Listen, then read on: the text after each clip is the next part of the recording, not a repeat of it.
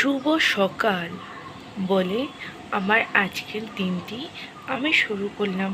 এই যে কাকুটিকে যে দেখছো, এই কাকুটির থেকে বহু বছর ধরে মাছ নেওয়া হয়। আমার বর যখন খুব ছোট ছিল, 1-2 বছর, সেই সময় থেকেই নেওয়া হয়।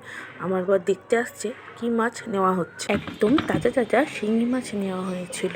সেই শিঙি মাছগুলিকে আমার মা কাটছে এবং এরপর সেটাকে পাতলা করে ঝোল করবে। আর আমারও স্নান হয়ে যাওয়ার পর, যা একটা সধবা মানুষের কাজ, তাই করছি।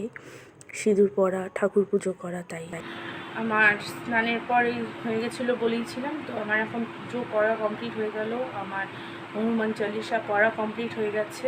তো দুটো জামা কাপড় বাইরে মেলা ছিল, নিয়ে আসছি। তো একটা জিনিস আমি তোমাদের সঙ্গে শেয়ার করব, সেটা হচ্ছে এই যে এই পাখাটা দেখতে পাচ্ছ।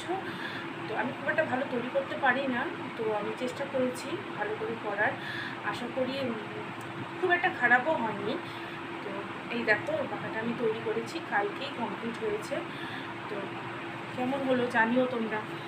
আর অবশ্যই আশা করব যে আমার ভিডিও তোমরা দেখবে এবং আমার পাশে থাকবে।